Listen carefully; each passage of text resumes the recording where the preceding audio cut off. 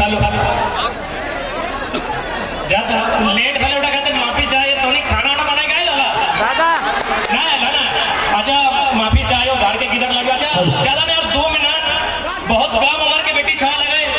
और बहुत बड़ा बड़ा बहस करे तो तेरी सुई ला 2 मिनट हमें ये खड़ा है अगर बाद हम ही बोल तो सुषमा कुमारी अगर नाम गले किधर ठीक तो हनी कम से कम सुन लिया वो बेटी छुआ भाई के देखी कहाँ चढ़ गए 7वां 8वां क्लास के लगे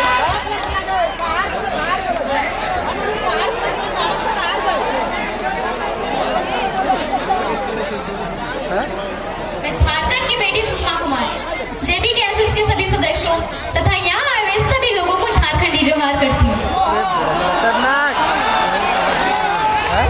मैं राजगंज की इस पावन धरती पर धनबाद जिले के 8 प्रखंड तथा झारखंड के समस्त जिलों से यह आह्वान करती हूँ कि जागो मेरे झारखंड वासियों, 2024 में झारखंड को एक बदलाव का नया उदय कराना है और झारखंड का आवाज दिल्ली तक पहुँचाना है।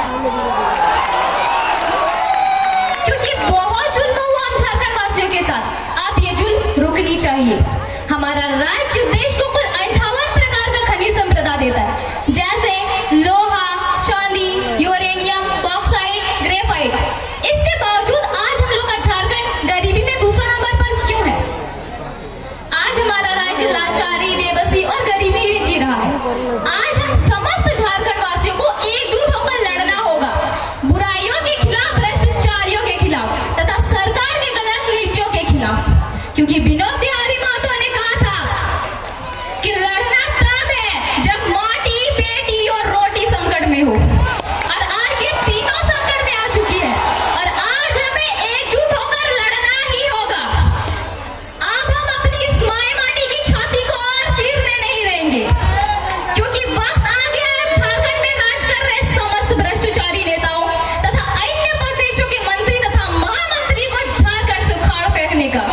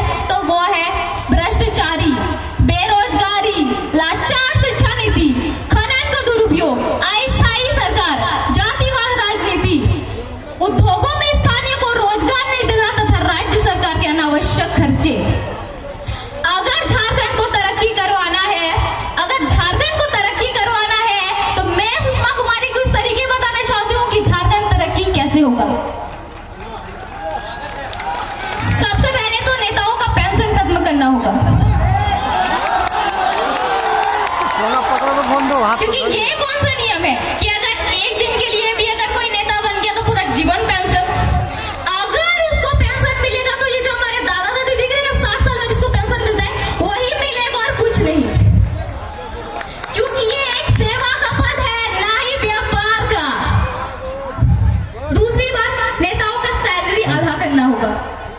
क्योंकि नेताओं को जब सरकार की तरफ से सारी सरकारी सुख सुविधाएं मिल रही है तो उसको सैलरी की क्या जरूरत है। जियो राजा